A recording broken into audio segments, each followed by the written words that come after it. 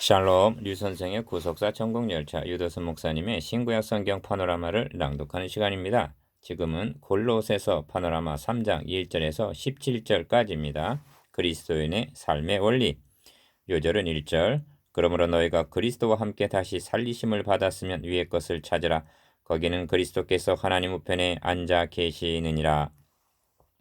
로마서와 에베소서가 교리와 윤리로 양분되어 있는 것 같이 골로새서도 1장에서 2장까지는 교리요, 3장에서 4장까지는 실천 윤리로 되어 있습니다. 그런데 잊지 말아야 할 것은 이 모든 서신들이 한편의 설교라는 말씀입니다. 다시 말하면 교리와 윤리를 떼어 놓아서는 아니 된다는 말씀입니다. 우리는 성경을 강의하면서 이를 세분화하다 보니까 예를 들면 기관차와 객차를 떼어 놓는 잘못을 범하게 되는 것입니다. 바울 사도는 하나님께서 해주신 일, 교리를 먼저 말씀한 후에 이에 근거해서 성도들이 해야 할 일, 윤리를 말씀하고 있는 것입니다. 그래서 교리와 윤리는 그러므로라는 접속사로 연결이 되어 있습니다. 성도의 실천 윤리의 동력은 하나님께서 선수적으로 베풀어 주신 은혜로부터 나오기 때문입니다. 그러므로 이 그러므로를 모른다든가 이해 분명하지 못하다면 인간의 책임, 즉 우리가 어떠한 삶을 살아야만 마땅한가 하는 실천 윤리로 나아갈 수가 없는 것입니다. 나아가 보았자 별 반응을 얻지 못하게 될 것이기 때문입니다. 3장은 크게 두 문단으로 나누어 상고하겠습니다. 1절에서 17절, 18절에서 4장 1절. 본 문단에서는 그리스도인의 삶의 원리가 어떠해야 하는가를 말씀하고 있습니다. 그리스도인의 삶은 위의 것을 찾으라 합니다. 첫째 단원. 그리스도의 삶은 땅에 있는 지체를 죽이라 합니다. 둘째 단원. 그리스도인의 삶은 거룩하고 사랑하신 자처럼 행하라 하십니다. 셋째 단원. 이렇게 세 단원으로 나누어 상고하겠습니다. 첫째 단원 1절에서 4절 위의 것을 찾으라. 둘째 단원 3장 5절에서 11절 땅에 있는 지체를 죽이라. 셋째 단원 3장 12절에서 17절 택하신 거룩한 자처럼 행하라. 첫째 단원 1절에서 4절 위의 것을 찾으라. 그러므로 너희가 그리스도와 함께 다시 살리심을 받았으면 위의 것을 찾으라. 거기는 그리스도께서 하나님 우편에 앉아 계시느니라. 위의 것을 생각하고 땅의 것을 생각지 말라. 1절에서 2절. 1. 교리를 말씀하는 1장의 중심 주제가 그리스도가 누구이신가? 그분이 우리에게 무엇을 해주셨는가를 말씀하고 있다면 윤리편인 3장에서는 기억, 우리는 누구인가? 그렇다면 우리는 니은 어떠한 삶을 살아야만 마땅한가를 말씀하고 있는 것입니다. 첫 절을 이 문단의 요절로 택했는데 비록 한 절에 불과하지만 1장에서 2장까지에서 말씀한 교리를 함축하고 있는 실천 윤리의 강령이라 할 수 있는 중요한 말씀이기 때문입니다. 2. 그러므로 너희가 그리스도와 함께 다시 살리심을 받았으면 합니다. 1절 상반절 기어 바울은 윤리의 근거를 다시 살리심을 받았다는 이 한 말씀에 두고 있는 것입니다. 그리스도와 함께 살리심을 받았다는 말은 그 전에 니은 그리스도와 함께 죽었다는 죽음이 전제되는 말씀입니다. 그러므로 3절에서는 이는 너희가 죽었다고 말씀하는 것입니다. 그렇습니다. 우리의 옛사람은 그리스도와 함께 죽었고 이제는 그리스도와 함께 살리심을 받은 새 사람으로 태어났다는 것이 논거의 핵심입니다. 이 점은 갈라디아서에서는 내가 그리스도와 함께 십자가에 못 박혔다니 그런즉 이제는 내가 산 것이 아니 오직 내 안에 그리스도께서 사신 것이라 하고 말씀합니다. 갈라디아서 2장 20절. 그러므로 본 단원의 열쇠가 되는 말이 함께 있다 하겠습니다. 네 절 속에 세 번이 나오는데 의미상으로는 네 번이 됩니다. 3. 바울 사도는 2장 12절에서 13절까지 해서 너희가 그리스도와 함께 장사한 바 되고 그 안에서 함께 일으키심을 받았고 너희를 하나님이 그와 함께 살리셨다고 증거했습니다. 여기에 바울 신에게 진술할 수 있는 그리스도 안에 그리스도와 함께라는 연합교리가 등장하는 것입니다. 그리스도인이란 누구인가? 기억. 옛사람은 그리스도와 함께 죽었고 이제 그리스도와 함께 다시 살리심을 받은 자, 이것이 그리스도인인 우리의 정체라는 것입니다. 이것이 어떻게 가능해졌는가? 는 하나님께서 우리를 택하시되 그리스도 안에서 우리를 택하셨다고 말씀합니다. 에베소서 1장 4절. 그러면 어떤 일이 일어나게 되는가?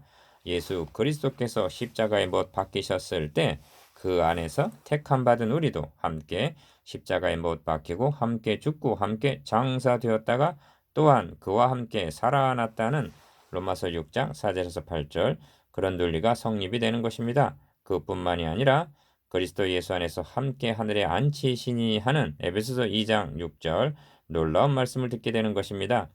이보다 영광스럽고도 경이로운 일이란 달리는 없는 것입니다. 주 안에 있는 자란 주님에게 되어진 일은 그 안에 있는 자신에게도 되어진 일임을 믿는 자인 것입니다. 이것이 그리스도인의 변화된 신분입니다. 연합교리의 신비 1. 바울은 연합교리를 가리켜 이 비밀이 크도다 하고 말씀합니다. 에베소서 5장 32절. 그렇다면 바울은 이 큰 비밀, 즉 연합교리를 어떻게 깨닫게 되었을까? 이를 살펴보는 것이 바울 신학을 이해하는 데 도움이 될 것입니다. 기여 이러므로 사람이 부모를 떠나 그 아내와 합하여 그 둘이 한 육체가 될지니 이 비밀이 크도다. 내가 그리스도와 교회에 대하여 말하노라 하신 에베소서 5장 31절에서 32절의 문맥을 통해서 그 답을 구할 수가 있습니다. 니은 그 아내와 합하여 둘이 하나가 된다는 말씀은 하나님께서 아담에게 하와를 짝지어 주시면서 하신 창세기 2장 24절의 인용입니다. 바울은 하나님께서 아담의 짝을 지어주신 방법을 통해서 연합교리의 신비를 깨닫게 되었던 것입니다. 하나님은 연합교리의 신비를 계시하시기 위해서 하와를 아주 특별한 방법으로 만들어 주셨던 것입니다. 여호와 하나님이 아담에게서 취하신 그 갈빗대로 여자를 만드시고 그를 아담에게 이끌어 오시니 합니다. 창세기 2장 22절. 하나님은 어찌 이 방법을 고안해내셨단 말인가? 하나님은 아담의 배필을 얼마든지 다른 방법으로 만드실 수가 있으셨습니다. 즉 흙으로 지으실 수도 있으셨습니다. 생각건대 이 방법이 가장 손쉬운 방법이었으리라고 여겨집니다. 그런데 만일 그런 방법으로 하셨다면 그들은 남남일 수밖에 없었을 것입니다. 그러므로 하나님은 하나에서 둘이 되게 하시고 연합하여 하나가 되게 하는 방법을 취하셨던 것입니다. 그러므로 하나님은 하와를 지으신 후에 기어 이러므로 남자가 부모를 떠나 그 아내와 연합하여 둘이 한 몸을 이룰지로다 하고 선언하셨습니다. 창세기 2장 24절. 그러므로 아담과 하와의 관계는 어떤 관계인가? 니은 남편과 아내의 관계일 뿐만이 아니라 머리와 몸의 관계라는 것입니다. 왜냐하면 하와는 아담의 몸으로 만드셨기 때문입니다. 이는 떨어질래야 떨어질 수가 없고 떼어놓을래야 떼어놓을 수가 없는 연합의 관계라는 말씀입니다. 그러므로 바울은 자기 아내를 사랑하는 자는 자기를 사랑하는 것이라고 말씀하는 것입니다. 에베소서 5장 28절. 이는 다름 아닌 자기 몸을 사랑하는 것이기 때문입니다. 지금 우리는 아담, 하와 이야기를 하고 있는 것이 아닙니다. 그리스도와 교회와의 관계, 곧 그리스도와 나와의 연합의 신비를 말씀하고 있는 것입니다. 3. 하나님께서는 이를 예표로 하여 기어 그리스도와 교회와의 관계 에베소서 5장 32절 즉 신랑과 신부 머리와 몸의 연합교리의 신비를 계시하여 주셨던 것입니다. 이를 위해서가 아니라면 하나님께서 하와를 지으신 방법에 대해 달리는 설명할 길이 없는 것입니다. 이를 무의미한 일로 여길 수가 있단 말인가? 어째서 이 연합교리를 역설하고 있는지 아시겠습니까? 니은 제가 깨닫기로는 이 연합교리만큼 그리스도인들에게 풍성한 은혜와 축복과 기쁨과 확신과 감사를 가져다주는 진리가 달리는 없다고 믿기 때문입니다.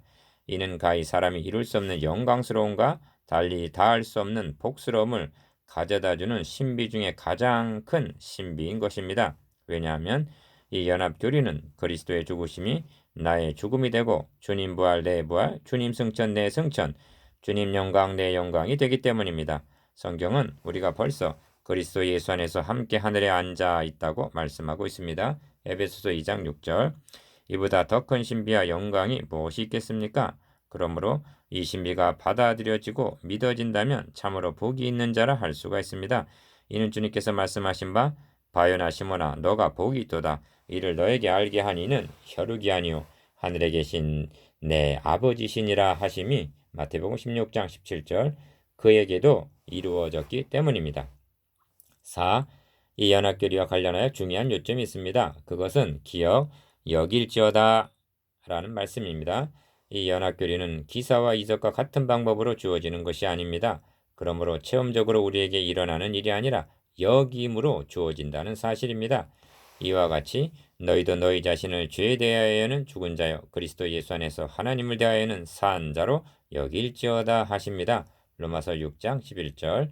그렇다고 여기라는 말이 덮어놓고 믿어라는 그런 뜻이 아닙니다. 여긴다는 말은 로마서의 핵심적인 단어 중 하나입니다.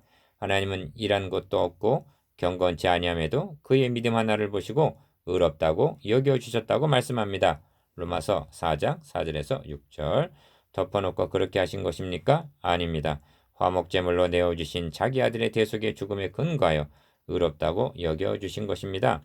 그러므로 그리스도인들이 내가 그리스도와 함께 십자가에 못 박혔나니 그런즉 이제는 내가 산 것이 아니요 내 안에 그리스도께서 사신 것이라고 여길 수 있는 것은 예수 그리스도께서 나를 위하여 죽으시고 다시 살아나셨다는 확고한 근거에 의해서인 것입니다.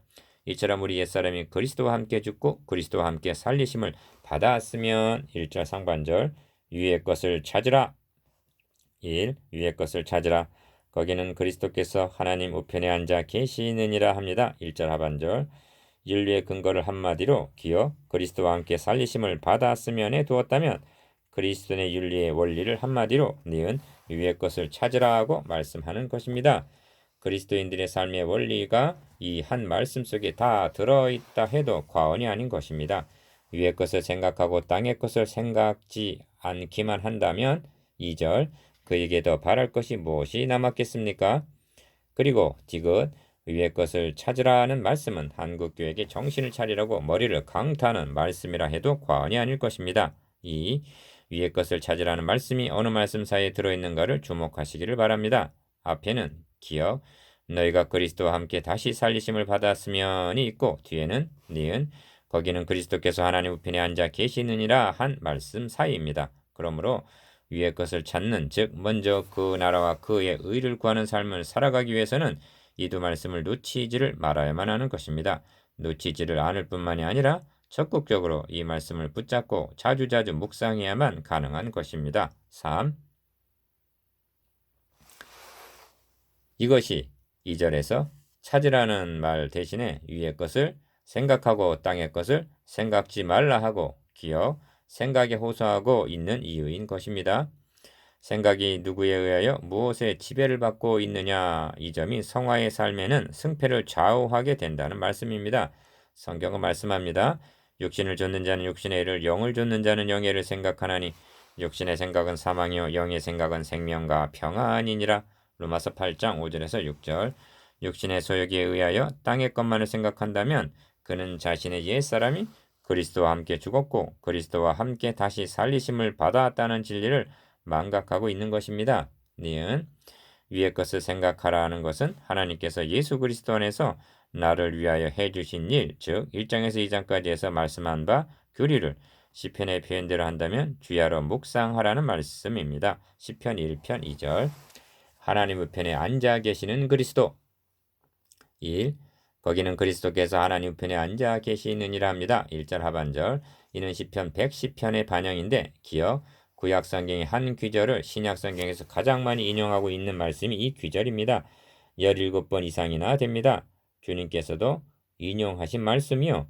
마태복음 22장 44절, 마가복음 12장 36절, 누가복음 20장 43절, 재판석상에서 내가 그니라 인자가 권능자의 우편에 앉은 것과 하늘 구름을 타고 오는 것을 너희가 보리라 하고 증거하신 말씀입니다. 마가복음 14장 62절, 오순절 강림 후에 행한 베드로의 설교는 결론에서 니은 다윗은 하늘에 올라가지 못하였으나 친히 말하여 가로우되 주께서 내 주에게 말씀하시기를 내가 너의 원수로 너의 발등상 되게 하기까지 너는 내 우편에 앉았으라 하셨도다 하였으니 그런즉 이스라엘 온 집이여 정령할지니 너희가 십자가에 못 박으니 예수를 하나님이 주와 그리스도가 되게 하셨느니라 하고 힘있게 증거한 말씀입니다.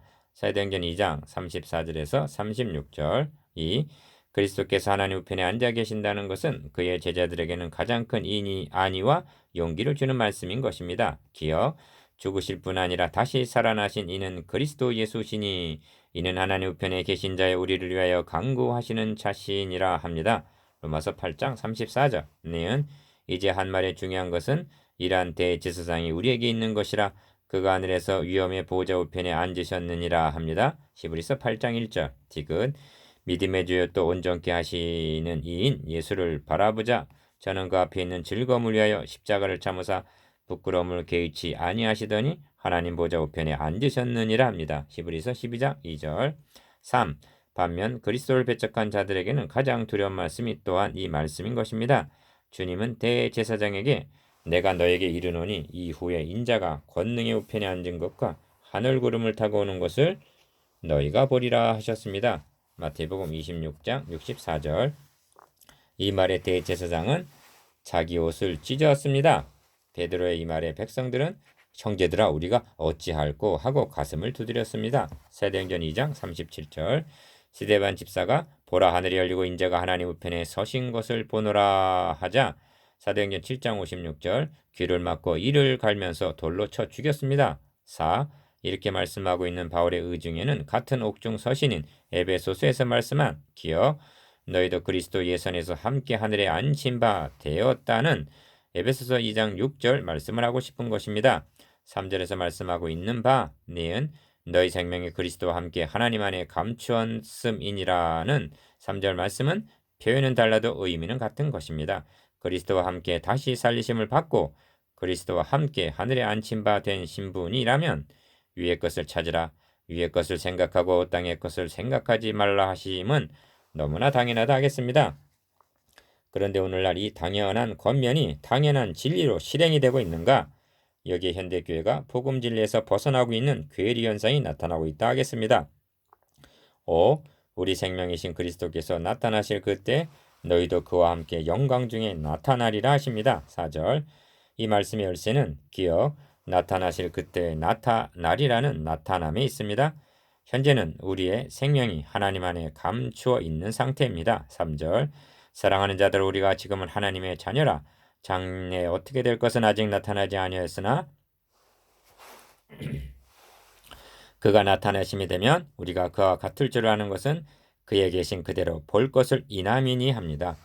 요한일서 3장 2절. 우리의 현재 모습이 구원의 완성품이 아닙니다. 니은 우리가 흙에 속한 자의 형상을 입은 것 같이 또한 하늘에 속한 자의 형상을 입게 될 것입니다. 고린도전서 15장 49절. 감추어 있던 그 생명, 그 영광이 나타날 날이 온다는 말씀입니다. 그러므로 우리 생명이신 그리스도께서 나타나실 그때 너희도 그와 함께 영광 중에 나타나리라 하신 4절 말씀은 본단원의 결론이요 또한 구원서정의 종착이기도 한 것입니다. 주를 향한 이 소망을 가진 자마다 요한일서 3장 3절 위의 것을 찾고 위의 것을 생각하며 살아가야 마땅하지 않겠습니까? 둘째 단원 5절에서 11절 땅에 있는 지체를 죽이라. 그러므로 땅에 있는 지체를 죽이라. 곧 음란과 부정과 사욕과 악한 정욕과 탐심이니 탐심은 우상 숭배니라. 5절 1. 본단의 중심점은 땅에 있는 지체를 죽이라는 데 있습니다. 5절 우리 옛사람을 그리스도와 함께 죽게 하심으로 절해 주신 것은 하나님이 해 주신 것입니다. 그러나 땅에 있는 지체를 죽이고 옛사람과 그 행위를 벗어버리라 하심은 9절 우리가 해야 할 일입니다. 죽이라 버리라 하는 것은 소극적이고 부정적인 측면에서의 권면이요. 그런 후에 다음 단원에서 적극적인 권면, 즉 긍휼과 자비와 겸손과 온유와 오래 참음을 옷 입으라는 12절 권면을 대하게 됩니다. 이 죽여야 할 것들이 무엇인가? 곧 음란과 부정과 사욕과 악한 정욕과 탐심이니 합니다. 죽여야 할 죄목들을 대별하면 정욕과 무력에서 파생되는 죄들임을 보게 됩니다. 이는 시대를 초월하여 모든 인간의 원초적인 죄의 뿌리라 할 수가 있습니다. 이 중에서 새로운 시각으로 주목해야 할 점이 탐심입니다. 왜냐하면 탐심은 우상숭배니라 하고 5절 우상숭배에 대한 신약적인 재해석을 해주고 있기 때문입니다. 기어 우리는 우상하면 글자 그대로 어떤 형상을 만들어 놓고 섬기는 것을 생각합니다. 그리하여 나는 우상에게 절하지 않았고 섬기지도 않고 있다고 무관한 양 여기고 있습니다. 그런데 이 말씀은 그런 기정관념을 깨뜨리는 중대한 재해석인 것입니다. 니은 신학적인 우상은 어떤 형상에 있는 것이 아니라 탐심 즉 마음 안에 도사리고 있다는 것입니다. 현대교회는 이를 심각하게 고민해야만 합니다. 왜냐하면 구약교회가 멸망당한 주 원인이 바로 우상 숭배에 있었기 때문입니다. 3. 바울에게 있어서 이 탐심은 사울을 바울되게 한 대각성을 가져다 준 계명입니다. 그는 고백합니다. 기억 곧 율법이 탐내지 말라 하지 아니하였다면 내가 탐심을 알지 못하였으리라. 로마서 7장 7절. 바울이 탐심을 알기 전에는 율법으로 흠이 없느라고 자부하던 사람이었습니다. 그토록 자고하던 그에게 십계명 중 마지막 계명인 탐심이 새롭게 조명되는 날이 온 것입니다. 아마 다메섹 도상에서 주님의 빛의 비침을 받은 것이 계기가 되었을 것입니다. 탐심, 죄의 좌소가 마음에 있음을 깨닫게 된 것입니다. 그러자 니은 죄는 살아나고 나는 죽었도다 합니다. 로마서 7장 9절 살인하지 않았노라 자부하던 자신이 사람을 얼마나 미워했으며 간음하지 않았노라 자부하던 자신이 얼마나 누추한 생각을 품었었던가. 내가 원하는 바 선은 하지 아니하고 도리어 원치 않은 바 악은 행하는도다. 오라 나는 공고한 사람이로다. 이 사망의 몸에서 누가 나를 건져내랴 하고 로마서 7장 19절 24절 깨어지고 부서지고야 말았던 것입니다. 4. 지금 바울은 땅에 있는 지체를 죽이라 하면서 죽여야 될 음란, 부정, 사욕, 악한 정욕, 탐심 등을 5절 들고 있는 중입니다. 그런데 다른 제목들은 그냥 지내치다가 탐심에 이르자 탐심은 우상숭배이니라 하고 해설을 가하고 있음을 주목해야만 합니다. 어째 탐심을 우상숭배라고 말씀하는가? 기억 하나님 중심이 아니라 자기 중심적이기 때문입니다. 누가복음 12장에 등장하는 부자는 외견상 잘못한 것이 없어 보입니다. 밭의 소출이 풍성함에 창고를 증축해서 쌓아두었을 뿐입니다. 오늘의 관점으로 보면 축복을 받아도 많이 받은 사람으로 여겨질 수가 있습니다. 그런데 하나님은 어찌하여 어리석은 자여 오늘 밤에 너의 영혼을 도로 찾으리니 그러면 너의 예비한 것이 네 것이 되겠느냐 하고 누가복음 12장 20절 어리석은 자라고 말씀하시는가? 그는 말했습니다. 내가 이렇게 하리라. 내 곡과 내 모든 곡식 내가 내 영혼에게 이르되 하고 온통 내가 나 하는 자기 중심적이었기 때문입니다. 그리고 니은 위의 것을 생각하는 것이 아니라 땅의 것만을 생각했기 때문입니다. 위의 것 영혼에 대한 관심이 전혀 없었습니다. 결론은 이렇습니다. 자기를 위하여 재물을 쌓아두고 하나님께 대하여 부요치 못한 자가 이와 같으니라. 누가복음 12장 21절 주님의 이 비유는 디귿 상과 모든 탐심을 물리치라 하고 누가복음 12장 15절 탐심에 대한 설명으로 주어진 것임을 유념해야만 합니다. 그리고 바울의 결론은 이것들을 인하여 하나님의 진노가 임하느니라 하십니다. 6절 탐심은 우상숭배니라. 1. 어찌하여 땅에 있는 지체를 죽여야 하고 옛사람과 그 행위를 벗어버려야만 하는가? 이를 대조적인 기법으로 설득을 하고 있습니다. 7절에서 8절까지에서는 전에와 이제를 대조해서 설명합니다. 기억 너희가 전에는 그 가운데서 행하였으나 7절 이제는 너희가 이 모든 것을 벗어버리라 합니다. 8절 바울은 전에와 이제에 남다른 간격이 있는 사람입니다. 그에게 해보다 더 밝은 빛이 비친 것은 정오였다고 말씀합니다. 사도행전 26장 13절 주님을 만나기 이전인 오전 시간과 주님을 만나고 난 오후 시간은 너무나 판이하게 바뀐 시간이었던 것입니다. 이는 바울에게만 해당되는 말씀은 아닌 것입니다. 모든 그리스도인들이란 니은 전에와 이제가 분명히 구분이 되어야만 하는 사람들인 것입니다. 이 9절에서 10절까지에서는 옛사람과 새사람, 벗어버리라와 이브라를 대조해서 설명합니다. 기억, 옛사람과 그 행위를 벗어버리고 9절, 니은 새사람을 입었으니 합니다. 10절, 여기 유의해야 할 점이 있습니다. 바울은 이제까지 우리 옛사람이 예수와 함께 십자가에 못 박혔다. 2장 12절, 3장 1절, 로마서 6장 6절 다시 말하면 죽었다고 말씀했습니다. 그런데 옛사람을 벗어버리라 하시면 무슨 뜻인가? 그렇습니다. 아담 안에 있던 우리의 옛사람은 그리스도 안에서 그리스도와 함께 이미 죽은 것이 분명합니다. 그러나 그 구습은 남아 있다는 것입니다. 그러므로 죽이라 하지 않고 벗어버리라 하고 말씀하는 것입니다. 벗어버리라는 말은 대번에 옷을 연상하게 되고 옷이란 그 사람의 행위를 상징하는 것입니다. 바울이 서신을 쓸 당시는 신분에 따라 입는 옷이 엄격하게 구별이 되던 시대입니다. 이런 뜻입니다. 너희가 죽기를 무수함으로 일생에 매어 사탄에게 종노릇하던 때 입고 있던 의복 행실을 벗어버리라. 그것은 하나님의 자녀라는 신분과 왕같은 제사장 지위에는 어울리지 않는 복장이다. 3. 만일 땅에 있는 지체를 죽이지 않으면 어떻게 되는가? 이를 로마서 6장 13절을 들어서 설명함이 도움이 될 것입니다. 기억 또한 지체를 불의의 병기로 죄에게 드리지 말고 오직 너희 자신을 죽은 자 가운데서 다시 산 자같이 하나님께 드리며 너희 지체를 의의 병기로 하나님께 드리라 합니다. 우선적으로 주목하게 되는 것이 불의의 병기, 의의 병기라는 말씀입니다. 우리의 지체가 불의의 병기로도 의의 병기로도 사용될 수가 있다는 말씀입니다. 즉 사탄에게 이용을 당하게 되면 불의의 병기가 되고 하나님께 쓰임을 받게 되면 의의 병기가 된다는 말씀입니다. 이 점에서 혼동하지 말아야 할 점은 니은 자신은 죽은 자 가운데서 다시 산 자이므로 13절 중반절 사탄에게 드려서도 안 되고 또한 드릴 수도 없다는 사실입니다. 그러나 손과 발과 입과 마음과 생각 등 지체는 사탄에게 이용을 당할 수가 있다는 것입니다. 4. 단순히 이용을 당하는 정도가 아니라 병기 즉 무기라고 말씀합니다. 우리의 지체가 불의의 병기로 둔갑을 하게 되면 어찌 되는가?